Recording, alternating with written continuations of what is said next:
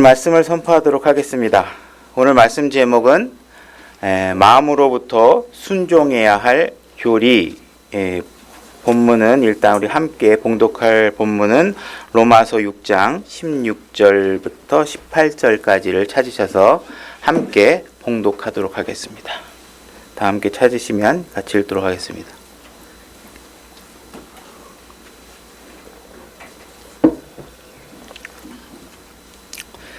자, 로마서 6장 16절부터 18절까지입니다.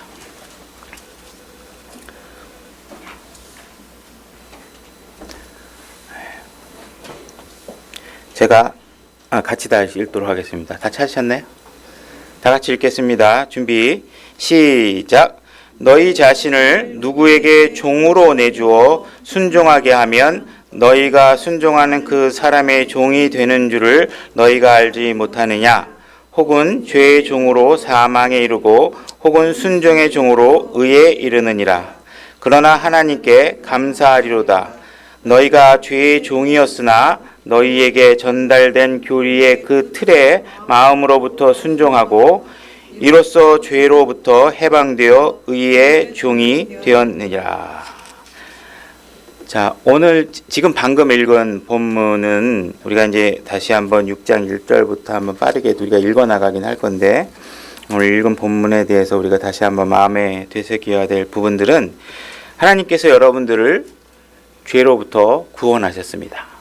그리고 여러분들에게 교리의 틀을 전달해 주셨는데, 그 교리의 틀에 여러분들이 마음으로부터 순종하라고 말씀하고 계십니다. 그 마음으로부터 순종해야 될 이유가 뭐냐 하면 여러분들을 의의 종으로 만들기 위한 목적이 있다고 말씀하고 계십니다. 킹제임스 진영에 특히 들어와서 여러분들은 넘치도록 많은 교리들을 배우고 많은 어려운 공부들도 많이 한 걸로 제가 알고 있습니다. 그죠? 저도 그렇고 여러분들도 그렇고 긴 시간을 보내면서 그래도 기존 제도권 교회보다 교리의 틀에 많은 인원이 떴다고 생각할 수 있는데요. 여러분들 마음속에 떠오르는 그 수많은 교리들 중에 과연 여러분들이 마음으로부터 순종할 수 있는 교리가 어떤 것들이 있는지 한번 되새겨 보시고 생각해 보는 시간이 됐으면 좋겠습니다. 여러분들이 킹제임스 진영에 와서 천년왕국이라는 것도 배웠을 겁니다. 그렇죠? 천년왕국이 생기고 예수님께서 천년 동안 이 땅을 통치하시고, 그죠? 그다음에 세대적 진리도 배웠어요. 그래서 세대적 하나님의 경륜을 어떻게 나누는지에 관해서도 배웠습니다. 때로는 갭 이론에 관해, 갭 교리에 관해서도, 그죠? 간극 교리에 관해서도 배웠습니다. 아주 수준 높은 교리들을 여러분들이 다 배웠는데, 이런 교리들이 여러분들이 마음으로부터 그 교리에 대해서 순종할 부분이 과연 무엇이 있는가 생각해 보신 적이 있나요? 이건 여러분들이 마음에 순종하는 거하고 아무 상관이 없이 하나님의 정해진 때에 따라 다 이루어질 교리들이에요. 천년왕국이 이루어지는 데 있어서 여러분들이 하고 안 하고에 따라서 하나님의 계획이 변동될 게 아무것도 없습니다. 여러분들이 마음으로부터 순종해야 한다고 그래서 하나님이 하시는 계획에 무슨 변화를 줄 수 있거나 할 수 있는 부분이 아무것도 없어요. 근데 하나님께서 분명히 여러분들에게 복음의 메시지를 전하면서 마음으로부터 순종해야 될 교리가 있다고 말씀하고 계십니다. 그래서 그 교리가 과연 무엇인지, 예수님께서는 그 교리를 위해서 십자가에서 죽으셨다고 하는데 과연 우리가 마음으로부터 순종해야 될 교리가 무엇인지 한번 오늘 되새겨보는 시간이 됐으면 좋겠습니다. 오늘 본문 읽은 6장 1절부터 한번 우리가 일단 한번 좀 같이 제가 읽으면서 한번 좀 짚어보도록 하겠습니다. 로마서 6장 1절부터 제가 읽어보겠습니다. 그런즉 우리가 무슨 말을 하리요? 은혜가 넘치게 하려고 우리가 죄 가운데 거하겠느냐?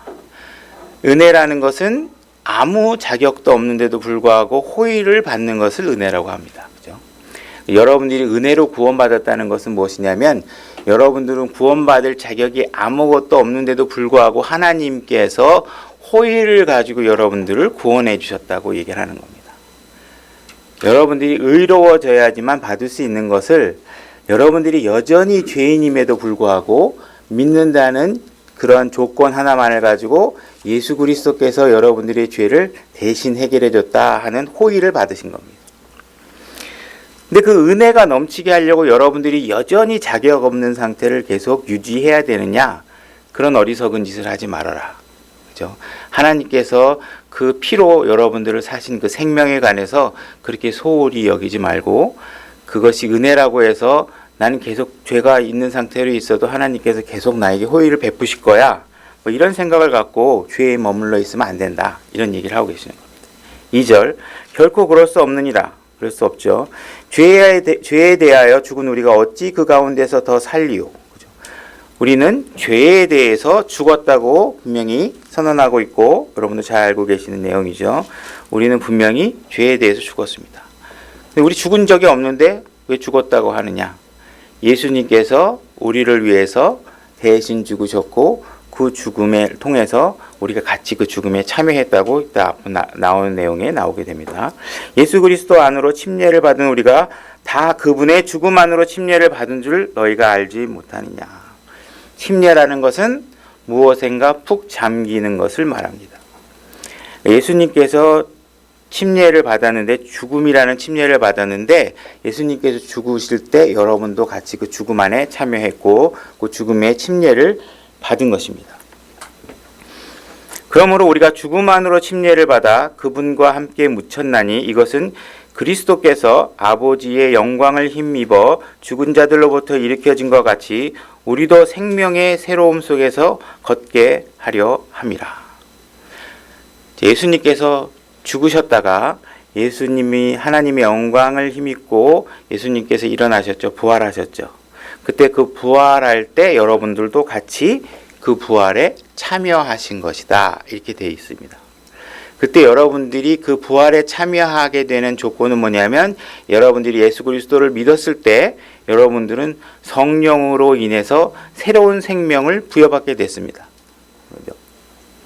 여러분들의 삶을 하나님께서 리모델링 하거나 새롭게 어디 부분적으로 고쳐서 여러분들의 생명을 쓰신 게 아니라 완벽하게 새로운 생명을 여러분들에게 주셨습니다. 그 생명은 예수 그리스도가 부활할 때 얻은 그 생명과 동일한 생명을 여러분들에게 주신 것입니다. 그죠? 그래서 만일 우리가 그분의 죽음과 같은 모양으로 함께 신겨졌으면 또한 그분의 부활과 같은 모양으로 되리라. 그렇죠? 예수 그리스도께서 똑같이 죽으셨고, 또 예수 그리스도와 함께 더불어 죽었고, 예수 그리스도와 함께 더불어 부활될 때 예수님의 모양과 같은 모양으로 여러분들이 부활하셨다는 거예요. 이거는 굉장히 놀라운 사실이고 굉장히 감사한 일입니다. 그죠? 여러분들이 성령으로 부활했다는 사실은 성령이 여러분들의 삶에 관여했다는 것은 여러분들에게 새로운 생명이고 죽지 않는 생명이고 죄를 지을 수도 없고 죄로부터 유혹받을 수도 없는 완벽한 생명을 여러분들에게 하나님께서 참여하도록 하신 거라는 겁니다. 그런 말씀을 하고 계시는 겁니다. 6절, 우리가 이것을 알거니와 우리 옛사람이 그분과 함께 십자가에 못 박힌 것은 죄의 몸을 멸하여 이제부터 우리가 죄를 섬기지 아니하게 하려 합니다. 예수님께서 십자가에 죽으신 것은 우리가 죽은 뒤에 하늘나라에 가는 이유도 있지만, 지금 표면적으로 하나님께서 우리에게 지금 요구하고 있는 건 뭐냐 하면, 말하고 있는 건, 내가 십자가에 죽은 거는 너희들이 죄를 섬기지 않게 하려 함이다, 이렇게 얘기를 하고 있습니다. 그게 우리에게 할당된 목이에요. 우리가 해야 될 목. 여러분들이 죽은 다음에 하늘나라 가는 건, 여러분들이 뭘 하든 한 번 구원받은 사람은 옆으로 걷든 뒤로 걷든 자빠지든 코가 깨지든 하늘나라 가게 돼 있어요. 여러분들이 뭘 미션을 수행해야 될 내용이 없어요. 여러분들이 믿음으로 구원을 받았다면 구원받는 건 당연히 이루어지는 일이에요. 변함없는 사실. 근데 하나님께서 거기다가 지금 더 요구하고 있는 것이 있습니다. 죄를 섬기지 않고 이 땅에서 살라는 겁니다.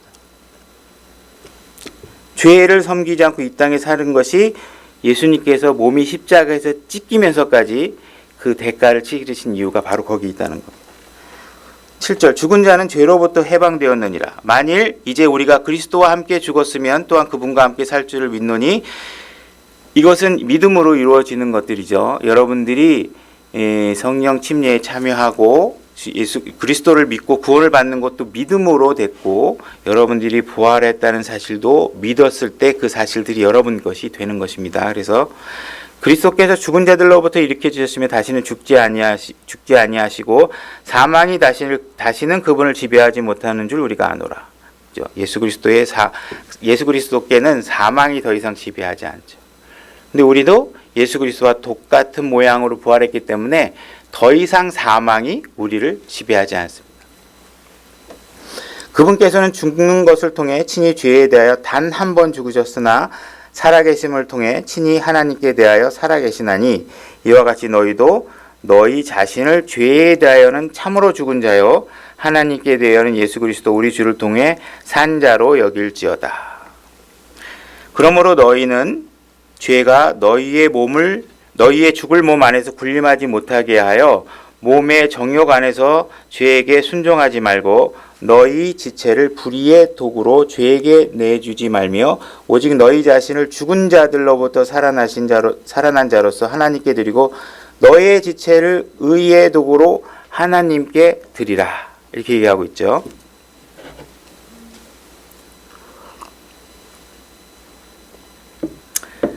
계속 여러분들이 의롭게 살라는 이야기를 계속 반복해서 하고 계십니다.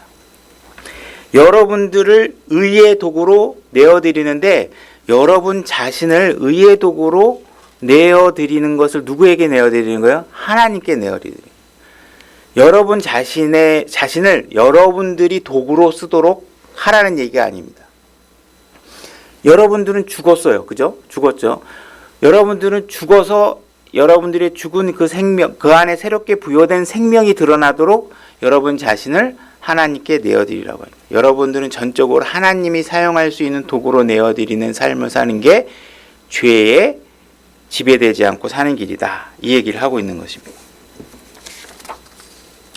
14절 너희가 율법 아래 있지 아니하고 은혜 아래 있으므로 죄가 너희를 지배하지 못하리라.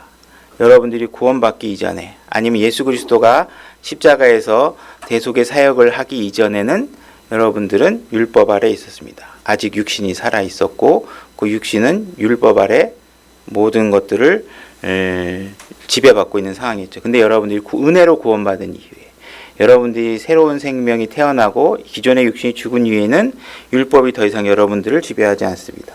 그런즉 어찌하리요 우리가 율법 아래 있지 아니하고 은혜 아래 있으므로 죄를 지으리요 그럴 수 없느니라. 16절 너희 자신을 누구에게 종으로 내어주어 순종하게 하면 너희가 순종하는 그 사람의 종이 되는 줄 너희가 알지 못하느냐. 혹은 죄의 종으로 사망에 이르고 혹은 순종의 종으로 의에 이르느니라. 그러나 하나님께 감사하리로다. 너희가 죄의 종이었으나 과거에는 죄의 종이었죠. 너희에게 전달된 교리의 틀에 마음으로부터 순종하고 이로써 죄로부터 해방되어 의의 종이 되었느니라. 여러분들은 과거에는 구원받기 이전에는 죄의 종이었습니다. 죄를 짓자고 하면 죄를 짓지 말아야 될 이유를 하나도 찾을 수 없습니다. 그죠? 여러분들이 굳이 개인적인 양심의 가책 말고는 여러분들이 굳이 내가 저걸 안 해야 될 이유가 하나도 없죠. 어떤 음행에서도 그렇고 어떤 탐심에서도 그렇고 누구를 미워하는 마음에 있어서도 그저 알량한 자기 양심 말고는 그것도 중요하지만 여러분들에게 특별하게 그것을 거부해야 될 이유가 없었습니다. 그러나 여러분들이 구원받고 하나님의 자녀가 된 이후에는 여러분들은 죄를 거부할 수 있는 자유가 생겼습니다. 여러분은 더 이상 죄의 종이 아닌 거죠. 그래서 여러분들에게 주어진 자유는 죄를 거부할 수 있는 자유가 생긴 것입니다. 그죠? 그래서 이런 죄의 종으로부터 벗어나는데 하나님께서 지금 교리를 줬다고 돼 있어요. 교리를. 그죠? 교리를.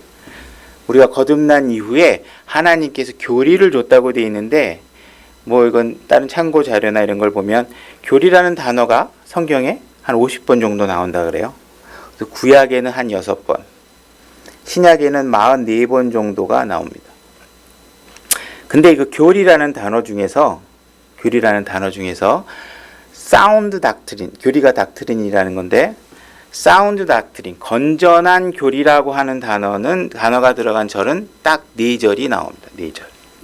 그래서 오늘 지금부터는 요 사운드 닥트린, 건전한 교리라고 나와 있는 구절을 4군데를 찾아볼 거예요. 4군데를 찾아보면서 과연 건전한 교리가 무엇인가라는 것을 한번 살펴보려고 합니다. 교리라는 것은 성경에서 무엇을 가르친다는 의미를 갖고 있습니다. 그래서 성경에서 교리라고 하면 성경이 가르치는 바 이런 의미를 갖고 있습니다. 그래서 건전한 교리라는 것은 과연 어떤 것을 가르치고 있는가에 대해서 한번 살펴보려고 합니다.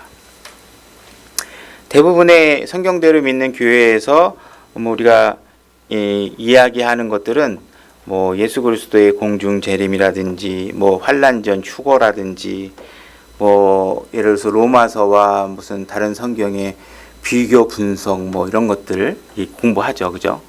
과연 이런 것들이 여러분들이 죄 가운데 살지 않고 의롭게 살도록 하는데 무슨 의미가 있는 것인지를 잘 전달되지 않다면, 그런 것들이 잘 전달되지 않으면 여러분들은 많은 교리를 알고 있지만 건전한 교리는 잘 모르고 있는 겁니다. 건전한 교리. 그래서 여러분들이 맞는 교리는 많이 알지만 과연 여러분들을 죄의 종이 아닌 의의 종으로 살 수 있도록 하는 마음으로부터 순종하며 여러분들이 의롭게 살도록 하는 그런 건전한 교리에 과연 순종하고 살 수 있게 만드는 교리인가, 그렇지 않은가를 분별하셔야 돼요. 그래서 어느 것이 더 중요하냐? 오늘 제가 얘기할 건전한 교리가 여러분들에게 무진장 중요합니다. 왜? 나머지 거는 여러분들이 뭐 하는 거하고 아무 상관이 없어요. 하나님이 때에 따라서 하십니다. 그러나 여러분들이 건전한 교리에 순종하지 않으시면 어떤 결과가 오나요? 그리스도의 심판석에서 보상을 잃어버려요. 그리스도 심판석에서 여러분들이 받을 보상이 별로 없게 됩니다. 그죠? 그래서 여러분들이 처녀 탄생을 믿다거나 주님이 다시 오시는 것을 믿고 이런 것들에 대해서 배우는 것도 중요하고 굉장히 중요하죠. 그러나 여러분들이 처신, 삶의 방식, 의롭지 못한 일에 끌려다니는 것, 이런 거로부터 여러분들이 거룩하게 구별되는 일에 관심이 없이 그냥 이런 지식의 산물들만을 가득 여러분들이 채우고 있는데 여러분들이 정작 여러분들의 삶은 변화가 없다. 그건 여러분들에게 건전한 교리가 없다. 이 얘기를 하는 겁니다. 자, 그래서 첫 번째 건전한 교리가 나와 있는 구절을 한번 찾아보도록 할 텐데, 디모데전서 1장 8절로 가보겠습니다.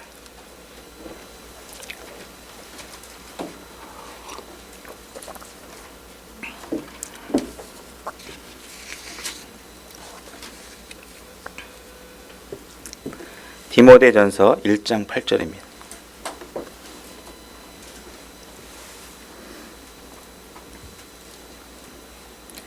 제가 읽겠습니다.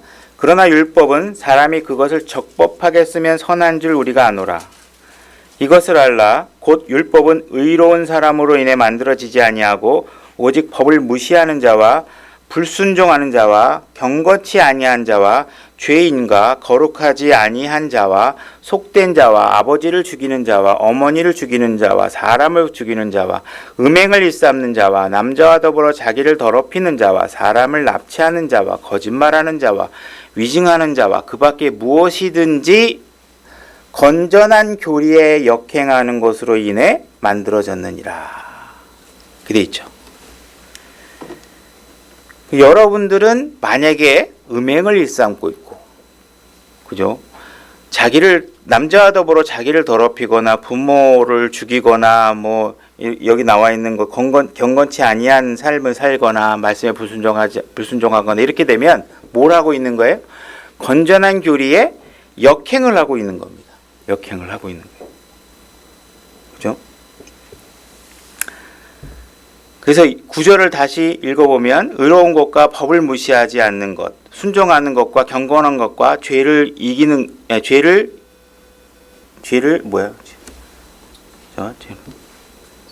이기는 것, 거룩한 것과 이거 잘못 적은 것 같은데 거룩히 구별되는 것과 살인하지 않는 것, 이런 것들이 건전한 교리다, 이렇게 정확하게 얘기하고 있는 거예요. 여러분들이 교리는 많이 알고 있어요. 예수님에 대해서 많이 알고 있는데 이러한 부분에 관해서 여러분들이 변화되지 않는 삶을 살고 있다면 건전한 교리를 모르고 있다는 겁니다. 사탄도 예수님에 대해서 너무 잘 알고 있습니다. 사탄은 여러분들보다 하나님에 대해서 더 잘 알고 있을 거예요. 그러나 사탄은 여전히 살인자고 거짓말장애인 것이죠. 그죠? 바리새인들도 예수님에 대해서는 아마 더 많이 알고 있었을 거고 나타날 메시아에 대해서 더 많이 알고 있었을 거예요. 근데 예수님께서 그들에게 독사의 자식이라고 얘기했죠. 그죠? 그래서 이렇게 우리가 성경을 배울 때 많은 교리들을 알고 있지만 이 건전한 교리는 여러분들의 처신과 삶의 방식에 관해서 이야기할 때 사용되는 말이 건전한 교리인 것을 확인할 수 있습니다. 11절 이 교리는 내게 맡기신 복음 곧 찬송받으실 하나님의 영광스러운 복음에 따른 것이다. 이 교리는 뭐예요? 지금 아까 9절에서 나왔던 여러 가지 건전한 교리에 역행하지 않도록 가리키는 것, 그죠? 이런 것들은 뭐에 따른 거예요? 복음에 따른 것이라고 얘기하고 있는 겁니다. 그죠? 우리는 수십 년간 복음이 중요하다. 복음을 선포해야 된다. 우리는 율법주의를 가르치지 않는다. 우리는 행위구원을 가르치지 않는다.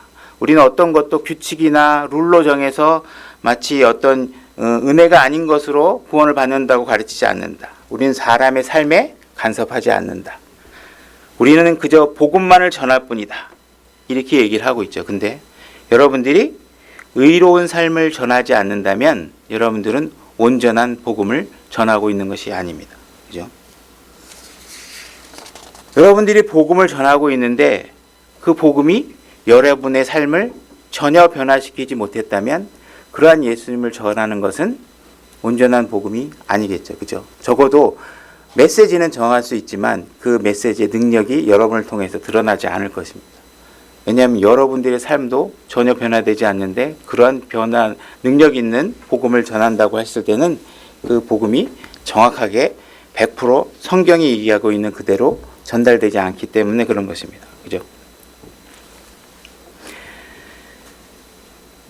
그래서 구원에 우리가 구원받은 이후에 하늘나라에 가는 내용도 당연히 중요한 내용이지만 여러분들의 삶이 이 땅에서의 삶이 죄로부터 매일매일 매순간 여러분들의 생각과 삶을 죄로부터 구원하는 능력이 있는 그 복음의 메시지가 함께 포함되지 않다면 그는 온전한 복음 메시지가 아니라는 것입니다. 그죠?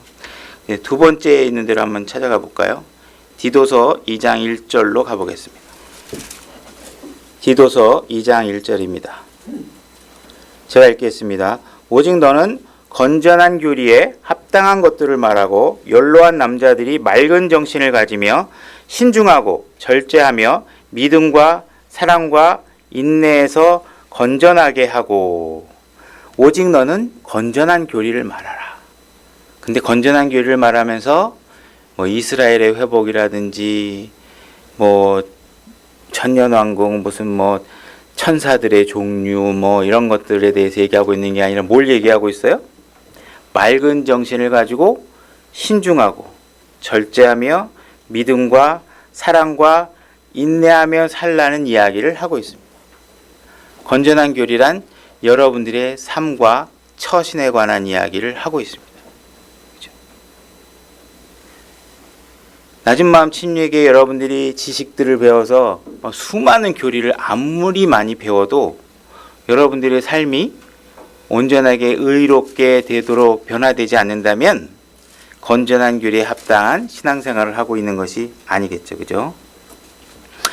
3절 연로한 여자들도 그와 같이 하여 거룩함에 합당하게 처신하도록 하며 거짓으로 비난하지 말고 자기를 술에 내어주지 말며 선한 것들을 가르치는 자가 되게 하라. 자, 건전한 교리에 대해서 얘기하고 있는 겁니다. 그죠? 심플하죠? 연로한 여자가 자기 자신을 잘 일단 관리하라 이거예요. 나이 많은 여자가 일단 자기 자신을 술에 내어주지 말고 선한 것을 가르칠 수 있도록 비난받지 않은 상태가 되도록 일단 자기 자신을 만들라. 이게 건전한 교리입니다. 4절 이것은 그들이 젊은 여자들을 가르쳐서 맑은 정신을 가지며 자기 남편을 사랑하고 자기 자녀들을 사랑하게 하며 연로한 여자들이 자기 자신을 잘 관리해야 되는 이유가 뭐예요? 젊은 여자들을 가르쳐야 된다는 거예요. 근데 젊은 여자를 가르쳐야 되는데 자기가 자기 자신을 관리를 잘 못해.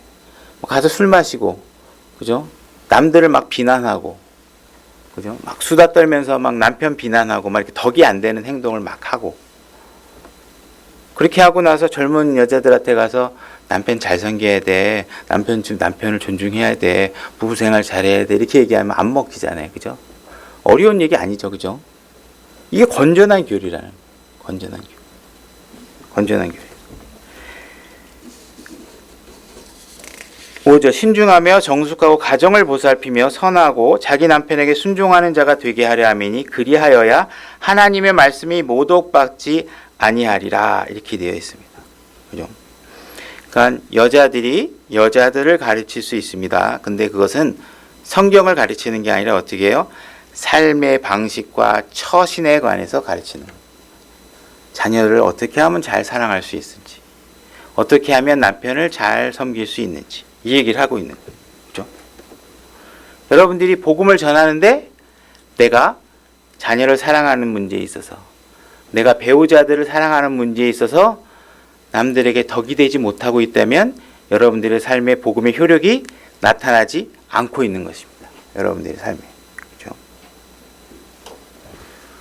여전히 여러분들이 자기 아내를 자기 목숨처럼 사랑하지 않고 있고, 여러분들이 아내가 자기 남편을 말씀대로 주처럼, 자기 주인처럼 섬기지 않고 있다면 여러분들의 삶에 복음의 효력이 나타나지 않고 있는 것입니다.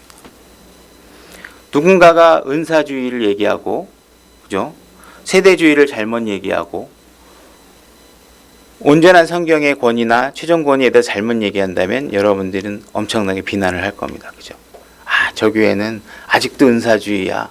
뭐 병고친데, 방언한데, 걔네들 되게 웃겨. 뭐 이러면서 정작 우리들의 삶이 하나님 말씀대로 온전한 가정이 이루어지지 않고, 자녀들의 사랑이 가정에서 이루어지지 않고, 교회 안에서 형제, 지체, 자매들 간에 온전한 섬김과 사랑이 이루어지지 않고 있다면 어떻게 되는 거예요? 온전한 복음이, 건전한 교리가 우리에게서 일어나지 않고 있는 것입니다. 오히려 그렇게 비난하더라도, 그들이 잘못된 은사주의를 갖고 있더라도 그들이 가정 안에서 서로를 섬기고 형제자매 간에 서로 섬기고 온전한 가정을 유지하고 있다면 그들에게 오히려 복음의 효력이 나타나고 있는 것입니다. 그래서 여러분들이 신앙생활을 한다는 것은 건전한 교리에 관심을 가져야 된다는 것입니다. 그것이 여러분들이 그리스도의 심판석에서의 보상과 직결되어 있는 내용이기 때문에 그렇습니다. 그리고 그것을 위해서 분명히 예수님께서 십자가에서 몸이 찢기며 피를 흘리며 돌아가셨다고 아까 로마서 6장에서 분명히 얘기하고 있습니다. 이렇게 전하고 있는 이러한 건전한 교리의 틀에 여러분들이 마음으로부터 순종하도록 만들기 위해서 예수님께서 더 심한 아버지 앞에 죽음으로까지 자기 자신을 내어드리고 순종하는 모습을 우리에게 보이신 것입니다. 그죠? 다음 세 번째 건전한 교리가 있는 문장으로 디모데후서 4장 1절로 가보겠습니다. 디모데후서 4장 1절입니다. 제가 읽겠습니다. 그러므로 내가 하나님 앞에 주 예수 그리스도 앞에서 곧 친히 나타나실 때에 자신의 왕국에서 산 자와 죽은 자를 심판하실 분 앞에서 내게 명하노니 말씀을 선포하라. 때에 맞든지 맞지 않든지 긴급히 하라. 모든 오래 참음과 교리로 책망하고 꾸짖고 권면하라. 때가 이르리니 그들이 건전한 교리를 견디지 못하며 귀가 가려워 자기 욕심대로 자기를 위해 선생을 쌓아두고 또 진리로부터 귀를 돌이켜 꾸며낸 이야기들로 돌아서리라. 교회 안에서 우리는 건전한 교리를 가르쳐야 됩니다. 그죠? 그러한 건전한 교리가 이루어지도록 꾸짖고 필요하다면 책망하고 권면해야 됩니다. 그죠? 간극이론 이거 뭐 몰라도 여러분들이 알면 그게 알아서 여러분들의 삶의 변화가 될 수 있는 동력이 된다면 필요하죠. 그죠? 하나님의 놀라운 하나님이 이렇게 이런 우리 인류의 창조 이전에 그만큼의 또 다른 세계가 있었어. 뭐 이렇게 이래가지고 정말 하나님은 놀라우신 분이야. 이 말씀의 권위가 정말 있어. 난 그래서 정말 말씀대로 열심히 살 거야. 뭐 그런 동기부여가 되는 과정으로 이어지는 지식이라면 당연히 필요하겠지만 나는 변하지 않고 이거에 대해서만 가지고서 너 이런 거 모르지? 야, 성경을 어떻게 그런 식으로 보냐? 이렇게 잘 보면 이런 것도 보여. 그러면서 자기 지식을 자랑하는 데 사용하면 아무 의미가 없는.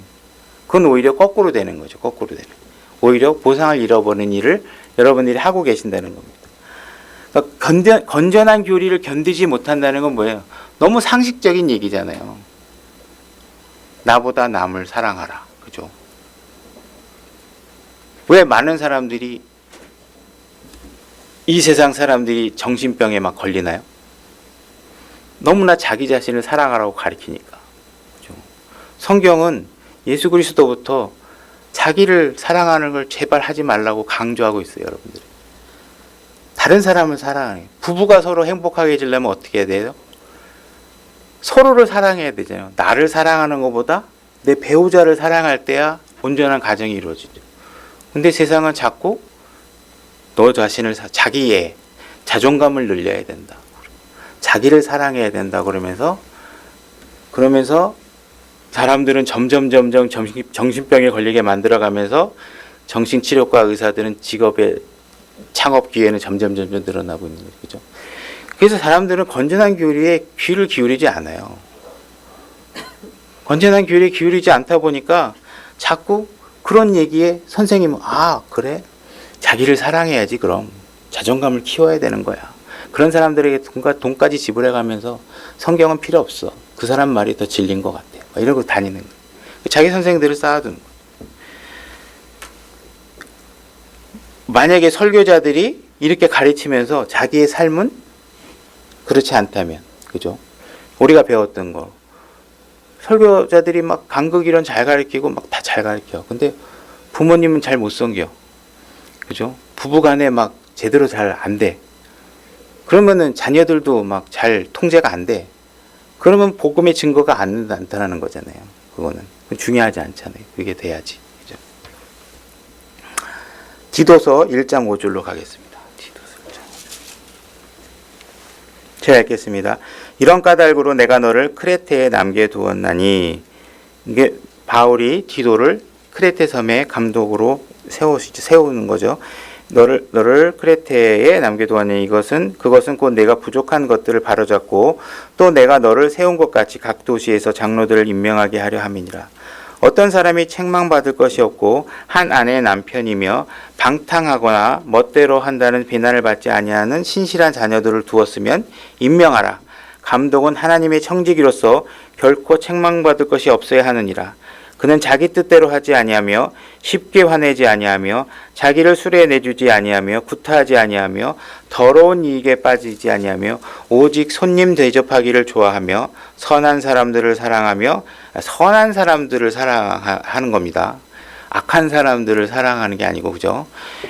모든 사람들을 다 사랑해야 될 의무는 없습니다. 뭐 가능하면 원수까지 사랑하는 게 맞긴 하겠지만 어쨌든 감독으로서는 선한 사람들을 사랑하라고 돼 있죠. 맑은 정신을 가지고 있으며 정의로우며 거룩하며 절제하며 자기가 가르침을 받은 대로 신실한 말씀을 굳게 붙잡아야 하리니 이것은 그가 반박하는 자들을 건전한 교리로 능히 권면하고 확신시키게 하려 함이라. 건전한 교리가 뭐예요? 누가 막 부부간에 문제가 있고 자식간에 문제가 있으면 뭐 그건 또 부부 상담가들이 또 할 영역이 있지만 일단 제일 먼저 어떻게 성경이 자녀에 대해서 우리가 어떤 방식으로 교육하라고 했는지, 자녀들이 어떤 마음으로 부모를 섬겨야 되고 있는지 그런 것들을 성경을 통해서, 그리고 어떻게 해요? 그 감독과 자기 삶이 같이 더불어서 그런 건전한 교리로 해야 되는 거예요. 그죠? 교리로 가르쳐야 되는. 건전한 교리로 가르치라고 되어 있는 것이 뭐냐면 천연한국 잘 가르쳐라. 뭐 간극 이론 잘 가르쳐라. 여기에 역점이 있는 게, 그 가르치지 말라는 게 아니에요. 중요해요. 가르치고 다 배워야 되는데 감독이 1차적으로 성도를 향해서 해야 될 게 뭐예요? 감독으로서 부부간에 잘 섬기고 사랑해라. 옆에 있는 형제자매를 더 사랑해라. 옆에 있는 형제자매가 너보다 더 낫다고 생각해라. 아무리 네가 생각해도 내가 쟤보다 더 낫다고 생각이 든다면 네 마음에 병이 있는 거다. 그게 질병이다. 고쳐라. 옆에 있는 사람이 더 훌륭하다고 생각하도록 해라. 이게 성경의 가르침이란 말이야. 그래야 네가 정신적인 문제를 해결할 수 있다. 그런 문제를, 그런 건전한 교리를 가르치도록 하는 것이 감독의 가장 중요한 직분 중에 하나라는 거예요. 가르쳐야 될 이야기들이라는 거예요. 정직해라. 그죠? 열심히 일해서 먹고 살아라. 남한테 손 벌려서 거저 먹으려고 하지 말아라. 그런 것들 다 가르치는 거예요. 그죠? 그러니까 그런 것들을 건전한 교리로 권면시키고 확신시킬 수 있는 위치에 있는 사람들을 감독으로 세워라. 장로로 임명해라. 이런 얘기를 하고 있는 거예요.